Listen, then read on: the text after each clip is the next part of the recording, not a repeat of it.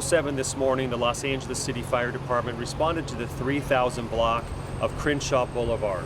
We arrived on scene, and reportedly at this intersection of Crenshaw and Jefferson, a flatbed truck was driving, carrying some large 55-gallon plastic drums. Approximately 10 of them had fallen off, landed on the street, broke open, and some sort of what was described as a green substance came out. One of those barrels actually struck a bystander. When the fire department arrived, we quickly worked to put this yellow tape up around to secure the area, to deny entry for anyone else to come inside. We called for hazardous materials, individuals and specialists to come out to assist us, and we started to talk to that patient. We carefully decontaminated that patient and transported him to a local hospital out of an abundance of precaution. Really, he had no medical complaint, fortunately, and he was in stable condition as we transported him. At this point, we're working very close with law enforcement. Obviously, that driver and that truck did not remain on scene. They continued driving. The surrounding circumstances that led up to that is unknown at this time. Some of our preliminary testing came out as the green sludge type of product being a industrial detergent, which is similar to a chemical or commercial hand soap. However, they're still doing additional testing to determine if there's any other substances. Fortunately, this is a static situation, meaning that there's no real concern or threat to the neighboring areas. There's no need for a formal evacuation, and this continues to be an ongoing investigation. Now, we did work also very close with Watershed because we're concerned anytime a product spills that it doesn't get into the storm drains. A small portion of it may have, that's still being determined. What do we actually know? The green sludge is one thing, but have they made a determination if there was anything else other than liquid inside these barrels? And that's why we have DOJ, we have Health Hazmat and LA Impact here. Yeah, so the additional determination of if there was any other types of product or material inside some of those 55-gallon drums is still being investigated. That's why you see so many people behind me that are continuing to work from both law enforcement on the police side, fire department, hazardous materials. You see the Department of Justice even being here as well. So the additional answers we just don't know yet. We will know, it just takes time. Well, have the hazmat people given you an indication if indeed this, let's call it industrial soap or cleanser, is this a chemical that is possibly used in the manufacture or as a waste product from illegal drugs? Are they able to give you anything along those lines? I don't have any of that information at this point. Yeah, so I think that, as far as the fire department side, we quickly arrived on scene. Our concern is to make sure that we deny entry for anyone else to come in and become a patient or be exposed. And that we started to decontaminate that patient, medically evaluate, treat, and transport to a hospital, and then make sure none of that product goes into the storm drains, and then ultimately find out what is that product. Right. Because that individual driving the truck has left, we're working very closely with law enforcement to determine all the surrounding circumstances, and that just takes time. Yeah, by touching the substance or smelling it, can you get any health issues? Is there any interaction between the soap and any other compounds there that would create vapors or anything else like that? Not harmful. No other impact. There's no real need for people to be overly alarmed in this area. Okay. There's no need for formal evacuations. Again, we only had one patient that was asymptomatic that was struck by one of the drums that we, out of an abundance of precaution, transported.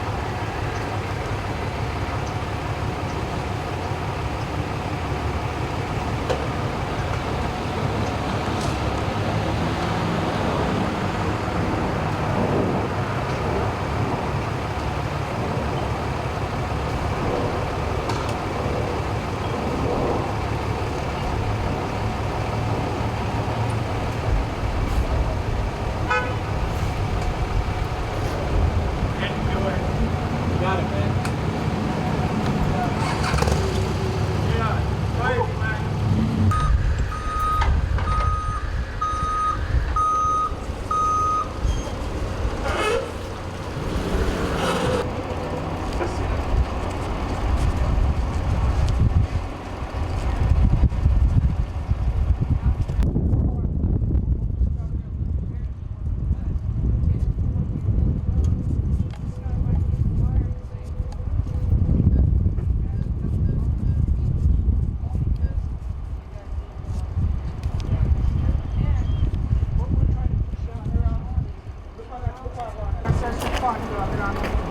Hi.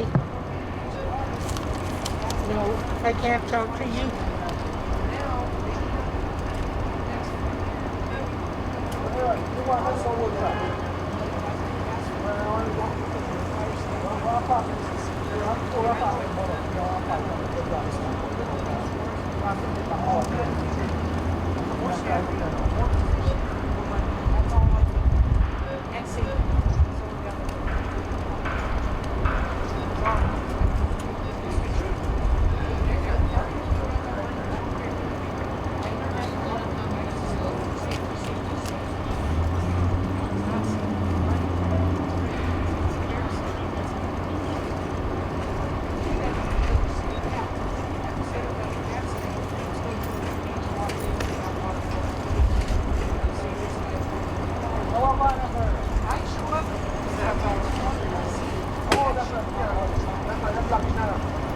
Semua lancar kita buat.